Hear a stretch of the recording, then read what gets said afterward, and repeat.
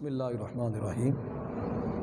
آج کا ہمارا عنوان ہے شب برات کے فضائل اور مسائل۔ تو شعبان کو شعبان اس لیے کہتے ہیں کہ شعبان ہے عربی زبان کا لفظ، اور شعب ان سے بنا ہے جس کے معنی آتے ہیں پھیلاؤ، پھیلنا۔ اور اس مہینے کے اندر چونکہ رمضان المبارک کی جو خوبیاں ہوتی ہیں، بھلائیاں ہوتی ہیں، وہ چونکہ پھیلائی جاتی ہیں، اس واسطے اس مہینے کا نام شعبان ہے۔ علامہ بدر الدین عینی رحمۃ اللہ علیہ نے عمدۃ القاری کے اندر اس والے سے یہ ارشاد فرمایا۔ اور سرکار دو عالم صلی اللہ علیہ وسلم اس مہینے میں اکثر روزے رکھا کرتے تھے۔ حضرت ام المومنین سیدہ عائشہ صدیقہ رضی اللہ تعالیٰ عنہا آپ سے روایت ہے، آپ فرماتی ہیں کہ ما رأیت رسول اللہ صلی اللہ علیہ وسلم استکمالا سیام شہر قط الا رمضان وما رأیت فی شہر اکثر منہ سیاما فی شعبان۔ یہ بخاری و مسلم کی روایت ہے کہ میں نے رسول اللہ صلی اللہ علیہ وسلم کو رمضان المبارک کے سوا جو اگر کسی مہینے میں روزے رکھتے دیکھا ہے نا، تو یہ مہینہ ہے جسے رمضان کے علاوہ شعبان کا مہینہ کہتے ہیں۔ اور دیگر احادیث کے اندر بھی حضرت ام سلمہ رضی اللہ تعالیٰ عنہ کی روایت ہے، آپ فرماتی ہیں کہ شعبان اور رمضان کے سوا لگاتار نبی اکرم صلی اللہ علیہ وسلم جو مسلسل روزے رکھتے تھے وہ یہی دو مہینے ہوتے تھے، ایک شعبان کا، ایک رمضان کا۔ یہاں ایک بات سمجھ لی جائے کہ ہمارے لوگ اکثر یہ حدیث بیان کرتے ہیں اور سمجھتے ہیں کہ شاید آقا کریم صلی اللہ علیہ وآلہ وسلم نے جس طرح رمضان المبارک کا کوئی روزہ چھوڑے بغیر روزہ رکھا، کوئی روزہ چھوڑا نہیں، جس طرح وہ مسلسل رکھتے گئے، شاید یہ بھی اسی طرح ہے، حالانکہ ایسا نہیں ہے۔ مگر کہ کثرت سے روزے رکھتے تھے، اور کثرت کو ایسے کہہ دیا گیا کہ حضور روزے نہیں چھوڑا کرتے تھے۔ کثرت جیسے صوم دہر زمانے کا روزہ اور صوم داؤدی، تو صوم داؤدی جو ہے وہ یہی ہے کہ روزہ چھوڑ کر ایک رکھنا ہے، چھوڑ کر ایک رکھنا۔ تو رمضان المبارک کے روزوں کے اندر حکمتیں بڑی بڑی بیان کی گئی ہیں۔ کچھ چند حکمتیں اس کی یہ سمجھ آتی ہیں کہ ایک حکمت یہ ہے کہ اس کے اندر رمضان المبارک کی تعظیم ہوتی ہے مقصود، اور روحانی تیاری کی جو ہوتی ہے وہ کرائی جا رہی ہوتی ہے کہ آپ اپنی تیاری کر لو کیونکہ آگے رمضان آ رہا ہے۔ پھر اللہ تبارک و تعالیٰ کی طرف جو اعمال اٹھتے ہیں، جن میں اعمال باقاعدہ جمع ہوتے ہیں اور اٹھتے ہیں اور باقاعدہ فیصلے ہوتے ہیں، یہ وہ مہینہ ہوتا ہے۔ اسی واسطے رسول اللہ صلی اللہ علیہ وسلم نے ارشاد فرمایا، عرض کی کہ حضور آپ اتنے روزے کیوں رکھتے ہیں؟ تو آپ نے فرمایا کہ جب یہ وہ مہینہ ہے کہ جس میں فیصلے ہو رہے ہوتے ہیں بندے کے رزق کے، موت کے، جان کے، تو جب میرے بارے میں بات ہو، یہ حضور نے امت کی تعلیم کے لیے فرمایا کہ جب میرے بارے میں بات ہو رہی ہو تو میں اس وقت روزے کے اندر ہوں۔ اس کا مطلب فیصلے صبح کے وقت ہوں گے، روزے کی حالت میں ہوں گے تو پتہ چلتا ہے فیصلے صبح کے وقت میں ہوں گے۔ اور اس کی ایک حکمت یہ ہے کہ جس طرح مسلمانوں کو دو عیدیں دی گئی، انسانوں کو دو عیدیں دی گئی، عید الفطر اور عید الاضحیٰ، تو فرشتوں کی بھی دو عیدیں ہیں، ایک شب قدر اور ایک شب برات۔ تو چونکہ انسان تو سو جاتے ہیں رات کو، اور اس واسطے ان کی عیدیں صبح رکھی گئی، اور فرشتے سوتے نہیں ہیں، اس واسطے ان کی عیدیں جو ہے وہ رات کے وقت میں رکھی گئی۔ تو یہ شب برات جو ہے اس کے بڑے فضائل ہیں، اور حدیث میں آتا ہے کہ بھئی بنی کلب کی جتنی بکریاں ہیں، بڑا قبیلہ تھا یہ، تو اس رات میں اتنے بندوں کو جہنم سے آزاد کیا جاتا ہے، سوائے مشرک کے اور کینہ پرور کے۔ کینہ پرور جو ہوتا ہے وہ غیبتیں بھی کرتا ہے، تہمت بھی لگاتا ہے، ظلم بھی کرتا ہے، حسد میں رہتا ہے، کہا مشاحن جو ہے وہ کینہ پرور جو ہے اس کی بخشش نہیں کی جائے گی۔ اور ایک روایت میں آیا کہ جو عادی بدکار ہے، عادی شرابی ہے، اس کی بخشش اس رات نہیں ہوگی، توبہ باقیوں کی ہو جائے گی، چونکہ عادی بندہ جو ہوتا ہے وہ باز نہیں آتا، وہ اس رات میں بھی باز نہیں آتا، اس واسطے اس کی بخشش نہیں کی جائے گی۔ اور یہ رحمت والی رات ہے، اس رات کے اندر اپنے اعمال کو درستگی کی طرف لایا جائے، اور یہ کوشش کی جائے کہ توبہ ہو جائے۔ مغرب سے لے کر صبح فجر تک اس کی آوازیں آتی رہتی ہیں۔ حدیث پاک میں آتا ہے، حدیث کا مفہوم ہے کہ اللہ تبارک و تعالیٰ جو شعبان کے اندر نصف شعبان، اس کے اندر اللہ رب العزت آسمان قدرت پر نزول اجلال فرماتا ہے اور کہتا ہے کوئی بندہ مجھ سے جو مانگے میں عطا کرتا ہوں۔ پھر یہ آواز صدا جو ندا ہے یہ فجر تک چلتی رہتی ہے، اور جب یہ ندا بند ہو جاتی ہے پھر فضائل بھی سمٹ جاتی ہے۔ اس رات بندوں کے فیصلے ہو جاتے ہیں۔ انا انزلنا فی لیلۃ مبارکہ، اللہ نے جو فرمایا حامیم والکتاب المبین، انا انزلنا فی لیلۃ مبارکہ، تو بعض مفسرین نے لیلہ مبارکہ سے مراد شب برات بھی لی ہے، اور اس میں جو ہے نا فیہا یفرق کل امر حکیم، اس میں حکمت والے کاموں کے فیصلے ہو جاتے ہیں، وہ فیصلے سے مراد یہ ہے۔ تو آسمان دنیا کی طرف اس میں بخشش و مغفرت رکھ دی جاتی ہے، پھر جو لینے والا تو وہ لے لیتا ہے۔ اب جو اس کے اندر شب برات کے اندر آتا ہے بھی اب کیا جائے، بڑی بات ہے پٹاخے نہ جلائے جائیں۔ یہ جو والدین اور بچے ہیں، بچے جی کھیل بچے جو ہوئے، پھر بچوں کو پٹاخے کے لیے پیسے دینا، کاروبار کرنے والا، پٹاخوں کا کاروبار کرنے والا، یہ سب ناجائز ہے اور اس کی اجرت حرام ہے۔ اذیت مسلمانوں کو اذیت دینا ہے، عبادات کے اندر خلل پیدا کرنا ہے، اور اس کا اور کوئی مقصد نہیں ہے۔ اور جب ایسی نوعیت ہو جائے تو پھر اس چیز کی اجرت بھی ناجائز ہو جاتی ہے۔ اس رات پٹاخے نہیں چلانے، نہ بچوں کو پیسے دیں، بلکہ اس رات بچوں کو بھی عبادت کی طرف لگائیں۔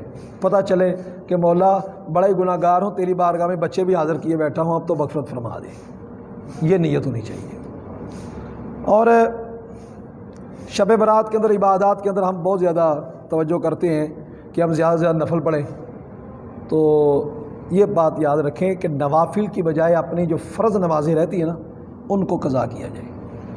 اور جو روٹین میں بندہ یہ جو آتے ہیں نا 100 نفل بزرگ پڑھاتے تھے، یا 100 نفل جو ہے وہ بڑے فضائل آتے ہیں، یہ اصل ان لوگوں کے لیے ہوتے تھے جن کی نمازیں نہیں رہتی تھی۔ عام لوگوں کی نوعیت اور ہے، ہمارے لوگوں کی نوعیت اور ہے، کئی نمازیں رہ جاتی ہیں۔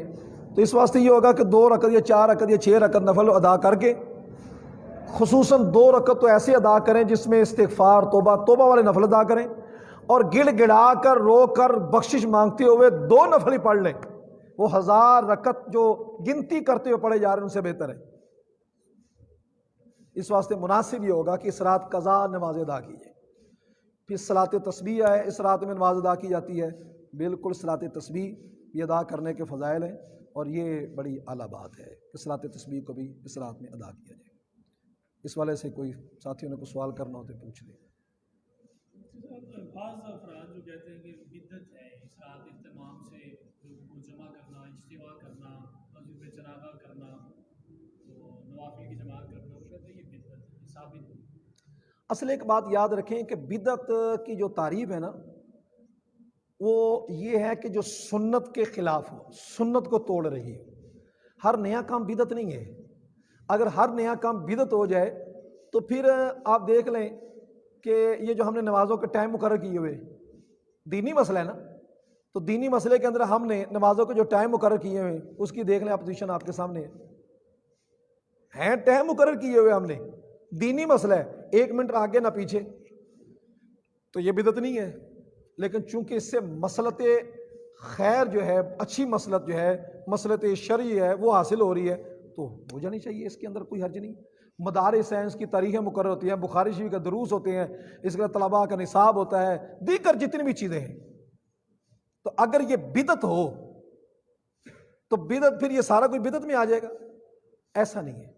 بدعت جو ہوتی ہے وہ کہتے ہیں جو سنت کے خلاف ہو، سنت کو توڑنے والی ہو، اس سے سنت چھوٹ رہی ہو۔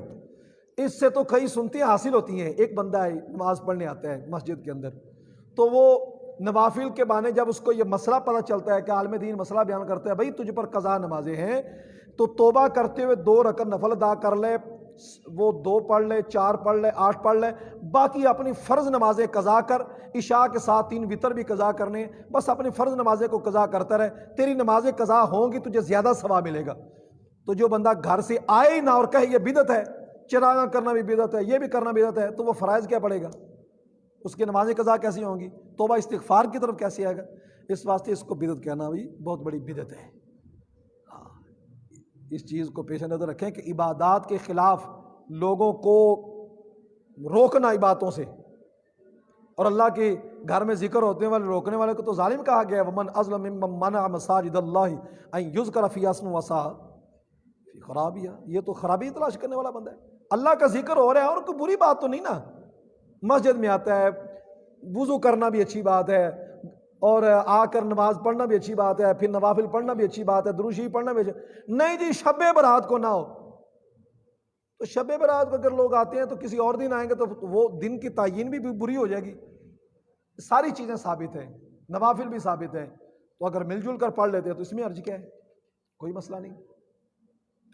جی قبلہ مفتی صاحب کی بارگاہ میں عرض ہے کہ لوگ کہتے ہیں کہ قبرستان جانا اسی رات کیوں جائز ہے اور اس کی شرعی حیثیت کیا ہے؟ جی، قبرستان اس رات جانے کا مقصود پہلے یہ سمجھیں کہ قبرستان جایا کیوں جاتا ہے۔ حدیث پاک میں آتا ہے، آقا کریم صلی اللہ علیہ وسلم نے شامہ ابن ماجہ کی حدیث اور دیگر محدثین نے بھی بیان فرمائی ہے، حضور صلی اللہ علیہ وسلم نے شامہ کنت نہیتکم عن زیارت القبور فزوروها، میں نے تمہیں قبروں کی زیارت سے روکا تھا، اب جایا کرو۔ اس کی وجہ حضور صلی اللہ علیہ وسلم نے آگے خود ارشاد فرمائی، فرمایا جایا کرو کیونکہ یہ جو تمہیں موت ہے نا وہ اس کو یاد کراتی ہے، جو موت کو یاد کراتی ہے، تمہیں آخر یاد کراتی ہے، تمہیں خواہشات سے روکتی ہے۔ تو اس رات اگر کوئی چلا جائے تو اس کو موت یاد نہیں آئے گی۔ اور پھر باقاعدہ آتا ہے کہ نبی اکرم صلی اللہ علیہ وسلم آپ رات کے سمے کے اندر، وہ جی رات کے سمے میں نہیں، وہ جی چڑیلیں ہوتی ہیں، جن ہوتے ہیں، فلاں، کچھ بھی نہیں، قبرستان کے اندر حسن زن سے جائے، حضور کی سنت سمجھ کے جائے۔ حضور بھی جنت البقیع کے اندر تہجد کے وقت میں آپ جایا کرتے تھے۔ تو اس رات اس کو فرض نہ سمجھا جائے، رسم نہ سمجھا جائے، بلکہ ایک مستحب امر سمجھا جائے کہ آقا کریم صلی اللہ علیہ وآلہ وسلم کی ایک سنت سمجھتے ہوئے کہ کبھی یہ سنت پوری کرنی ہے تو آج رات کا سما بنا ہوا ہے، آج کی رات چلے جاتے ہیں، تو ایک مستحب امر ہے، ہم کو فرض نہیں سے کہتے، جو فرض کہتا ہے وہ غلط کرتا ہے۔ جماعت کی صورت میں جانا کوئی حرج نہیں، اکیلے اکیلے جائے تب بھی ٹھیک ہے، جماعت کی شکل میں جائے تب بھی ٹھیک ہے۔ مقصود ہے جا کے قبرستان کے اندر کوئی ہلا گلا تو نہیں کرنا۔ البتہ عورتوں کا قبرستان اس وقت جانا منع ہے، کیونکہ فتنے کا خدشہ انتہا کا ہوتا ہے، عورتوں کا قبرستان میں جانا منع ہے، کیونکہ ہمارا جو دور ہے نا وہ خاص بزرگوں کے مزارات ہیں جہاں پر پردے کا اہتمام ہوتا ہے، ٹائمنگ الگ ہوتی ہے، جس طرح حضور خواجہ غلام مرزا نقشبندی ہے جن کا عثمان گنج مزار ہے، وہ ایک الگ چیز ہے۔ جو عام فتویٰ وہ ہمارا یہی ہے کہ عورتوں کا مزارات پر جانا منع ہے، کیونکہ حالات ایسے ہیں کہ مرد جو ہیں وہاں پر جا رہے ہوتے ہیں تو عورتوں وہاں پر آنا ٹھیک نہیں ہے۔ جی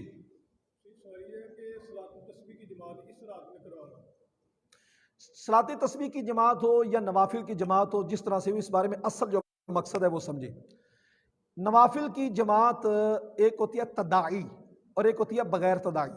تداعی کہتے ہیں بلا کر، دعوت دے کر، اور بغیر تداعی ہوتا ہے بغیر دعوت کے۔ تو نوافل کی جماعت یہ حدیث سے ثابت ہے، بخاری شریف کے اندر حدیث ہے، نبی اکرم صلی اللہ علیہ وسلم ثابت ہے، تداعی کے بغیر۔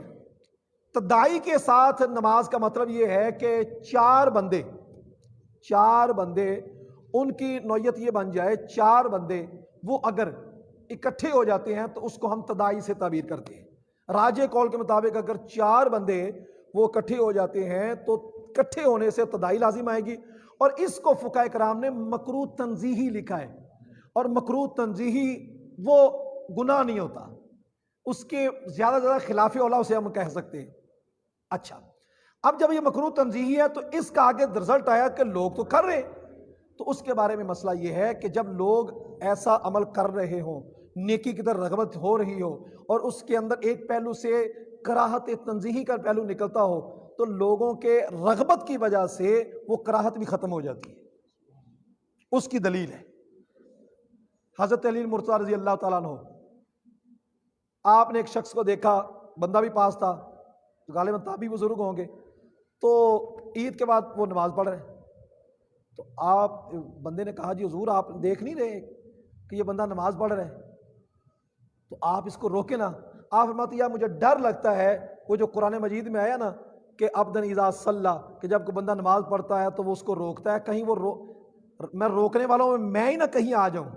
ریت الذی ینہا، عبدن اذا صلی، کہیں وہ روکنے والوں میں کہیں میں ہی نہ آ جاؤں. یعنی مقصود تھا کہ جو عوام ہو، عوام کے لیے جس طرح سے بھی دینی رغبت آ جائے اس کے اندر وہ شامل ہو سکتے ہیں. اور حدیقہ ندیہ کے اندر باقاعدہ علامہ عبدالغنی نابلسی، علامہ نابلسی علیہ رحمہ کے حوالے سے یہ بات ملتی ہے کہ آپ نے فرمایا ہوا کہ یہ خواص کے لیے اس کو منع کیا جائے گا، عوام کو اس سے منع نہیں کیا جائے گا.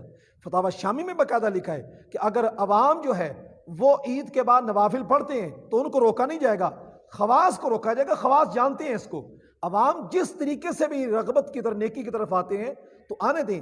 فتاوی رضیہ کی 7ویں جلد کے اندر اس پر بڑی تفصیلی گفتگو کر کے آپ نے جواز کا فتویٰ دیا ہوا ہے. آپ فرماتے ہیں کہ اس کی طرف آ جائیں، لوگ عبادات کی طرف آتے ہیں تو اس بہانے مسجد تو آتے ہیں، لوگ تو نمازوں کو چھوڑے ہوئے ہیں، کسی طرح سے تو بھی آتے ہیں نماز پڑھنے، آنے دیں. لیکن چونکہ حرام کاری نہیں ہے، صرف خلاف اولا ہے معاملہ، کراہت تنزیہی جو گناہ نہیں ہوتی ہے، تو اس میں آج اس میں کوئی حرج نہیں ہے. صلاۃ تسبیح بالکل جائز ہے. اور صلاۃ تسبیح کا بذاتی ثبوت چونکہ احادیث سے ثابت ہے، زندگی میں ایک مرتبہ پڑھ لیا جائے، یا فضائل میں آتا ہے کہ سال میں ایک مرتبہ پڑھ لیا جائے، مہینے میں ایک مرتبہ پڑھ لیا جائے، تو یہ بڑا اچھا ایک ٹائم ہوتا ہے کہ اس طرح پڑھ لیتے ہیں. جن کو نہیں بھی پڑھنی آتی وہ ساتھ مل کر امام صاحب کے پڑھ لیتے ہیں، یہ تو اچھی بات ہو جاتی ہے. ایک سوال ہوا کہ اس رات بیری کے پتوں کے جوش دیے پانی سے لوگ غسل کرتے ہیں. جی، بیری کے پتوں، اس کا کوئی باقاعدہ حدیث میں ذکر نہیں آتا، یہ بزرگوں کے تجربات سے بات ہے. یعنی مجرب نسخہ کہہ لیں، وہ ان کے نزدیک یہ تھا کبھی بیری کے پتوں سے صفائی ستھرائی اس رات کی جائے تو وہ کچھ چاند کی تاریخ یا جس طرح سے بھی انہوں نے کہا ہے کہ اس رات وہ اگر کرتا ہے تو وہ جادو کے اثرات سے محفوظ رہتا ہے. یہ ایک بزرگوں کا مجرب نسخہ ہے، اور اس کے اندر بھی اصل یہی ہوتا ہے کہ یقین کامل ہو اللہ کی ذات پر. یہ اسباب ہیں، اور مقصود ہوتا ہے بیری کے پتوں سے بھی صفائی اور ستھرائی، جس کا نتیجہ یہ نکلا کہ اگر بندہ صفائی ستھرائی رکھے تو بندہ جادو سے محفوظ رہتا ہے. یہ بیری کے پتوں سے صفائی ستھرائی در حقیقت بندے کو ایک سوچ دے رہے ہیں کہ تمہاری سوچ ہی ہونی چاہیے کہ اگر ایک رات نوافل کے لیے تم بیری کے پتوں سے صفائی ستھرائی کر کے بات کرتے ہو تو جادو جیسی لعنت سے محفوظ ہو جاتے ہو. تو یہ سوچو کہ اگر فرائض کے لیے تم اچھی طرح صاف ستھرے خوشبو لگا کر آؤ، تمہارے پاس جادو قریب ہی نہیں آئے گا. وہ درجات کو بلند کرنے کے لیے جس طرح بیماری آتی ہے، جادو آ جانا یہ کوئی بڑی بات نہیں، لیکن یہ ہے کہ یہ آ جانا اور برقرار ہے نا، یہ ہماری آگے اپنی ذاتی پلیدی کی وجہ سے ہوتا ہے. تو پلیدی جہاں ہوگی وہاں جادو ہوگا، تو جتنی صفائی ستھرائی ہوگی جادو دور ہوتا چلا جائے گا. ویسے جادو کے لیے نبی اکرم صلی اللہ علیہ وسلم جو آخری عمل فرمایا، سورہ اخلاص سے لے کر سورہ الناس تک 3 صورتیں بنتی ہیں. ان تینوں صورتوں کو، بعض روایتوں میں آخری 2 صورتیں آئی ہیں، ان 2 صورتوں کو یا تینوں صورتوں کو رات سونے سے پہلے 3 مرتبہ پڑھ کر اس دونوں ہاتھوں کی پھونک لگا کر سر سے لے کر پاؤں تک مل لیا جائے، بڑا مفید ہوگا. خام خواہ جاہل پیروں کے پاس اور جو شریعت سے دور ہیں اور داڑھی بھی حد شرع سے دور، بے نمازی قسم کے لوگ ہیں، ان کے پاس نہ جایا جائے. یہ عمل کیا جائے، اللہ پاک مہربانی فرمائے گا. ترتیب کس والے سے؟ جی، پہلے قل اللہ احد، پھر قل اعوذ برب الفلق، پھر قل اعوذ برب الناس. نہیں، الٹا نہیں شروع کرنا. سورہ اخلاص، سورہ فلق، سورہ ناس، پھر سورہ فلق، سورہ اخلاص، سورہ فلق، سورہ ناس، بس اس طرح ترتیب سے. سوال یہ ہے کہ 15 شعبان کی رات کے حوالے سے ائمہ اربعہ سلف صالحین کا موقف. اس والے سے ائمہ اربعہ اور سلف صالحین ہمارے اکابرین سبھی کا یہ دستور ہے کہ ان راتوں کے اندر عبادات کی طرف توجہ دیتے رہے اور اگلے دن روزے رکھتے تھے. تو روزے رکھنے بھی اس کے اندر بڑی فضیلت والی بات ہے. میں نے جو پہلے 2 حدیثیں ذکر کی، سیدہ عائشہ رضی اللہ تعالیٰ عنہ ام المومنین اور حضرت ام سلمہ رضی اللہ تعالیٰ کے حوالے سے، کہ نبی اکرم صلی اللہ علیہ وسلم شعبان کے اندر اکثر روزے رکھتے تھے. تو اس کا نصف شعبان کو خاص کر کے نکال دیا جائے اور باقی کا رکھ لے جائیں، یہ کون سی اس کے اوپر اس دلیل تخصیص پر کون سی دلیل ہے؟ آتا ہے رکھا جائے، رکھے جائے روزے، کوئی رکاوٹ، بڑی ثواب والی بات ہے. جی، ایک درمیان میں سوال الگ تھا کہ 15 شعبان یہ تو شب برات کی رات آ گئی، اس سے پہلے بھی کوئی رات ہے جیسے کل کا دن تھا، کوئی مخصوص رات لوگ ختم دلاتے ہیں یا کسی اور مطلب کے؟ اصل اس حوالے سے یہ بات سمجھ لی جائے کہ کسی بھی بزرگ شخصیت، اماموں میں سے کوئی بزرگ اگر کوئی پیدا ہوتا ہے یا اس کے حوالے سے کوئی دن آتا ہے تو روزہ جو رکھنا ہوتا ہے وہ اللہ کی رضا کے لیے ہوتا ہے.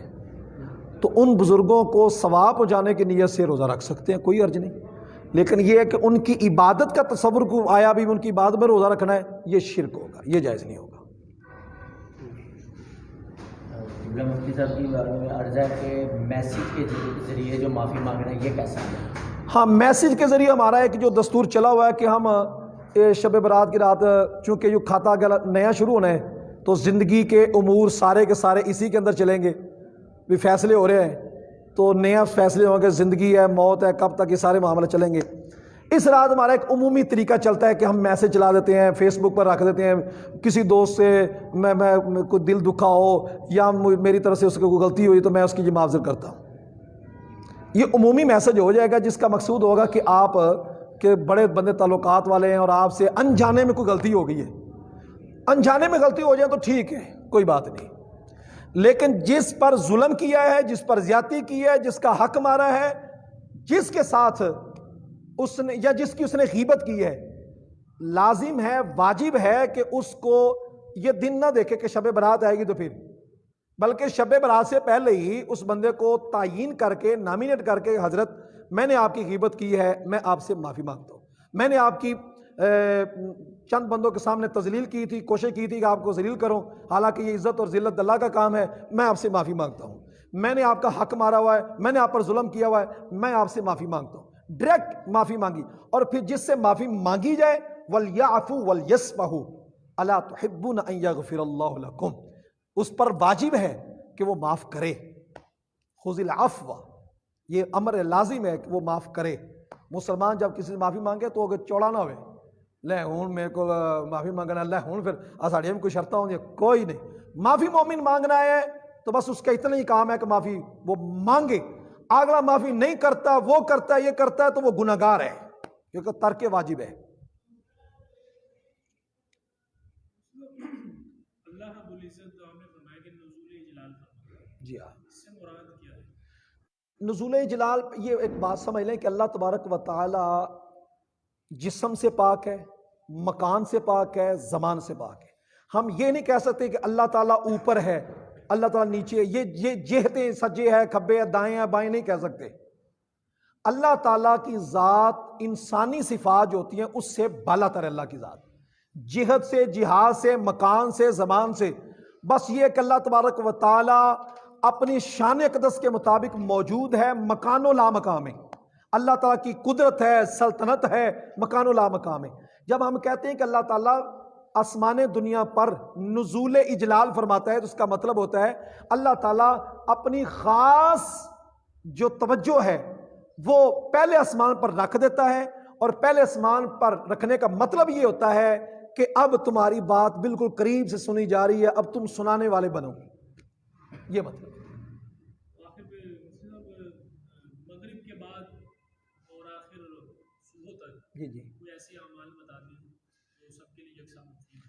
سب سے بڑی بات یہ ہے کہ وظائف کے اعتبار سے تو وہ سبحان اللہ کے کلمات وغیرہ پڑھے جاتے ہیں، اور اس کے علاوہ دیگر اس کے اندر وہ صورتیں پڑھی جاتی ہیں، صلاۃ تسبیح بھی پڑھی جاتی ہے، اوابین کے نوافل بھی پڑھے جاتی ہیں۔ لیکن میں ایک بات عرض کروں، سب سے بڑا اور بہترین عمل اس رات یہ ہے، اگر والدین ناراض ہیں تو ان کو خوش کرے، اگر کوئی گڑبڑ شرابی ہے، کوئی بدکاری والا معاملہ ہے، جس طرح بھی، سب کو دھونے دھوئے، اپنے مولا سے توبہ کرے، آنسو بہائے، گڑ گڑائے۔ حدیث پاک میں آتا ہے کہ جب بندہ مجھ سے بخشش کی طلب کرتا ہے تو میں توجہ نہیں کرتا، پھر مانگتا ہے میں توجہ نہیں کرتا، جب وہ روتا ہے تو اللہ فرماتا ہے فرشتوں، میرے فرشتوں گواہ بن جاؤ، قد استحییت عبدی، مجھے اپنے بندے سے حیا آتا ہے، میرے بندے کو پتہ ہے کہ میرے علاوہ اس کا کوئی اور بخشنے والا کوئی نہیں ہے، فرشتوں گواہ ہو جا میں نے اپنے بندے کو بخش دیا۔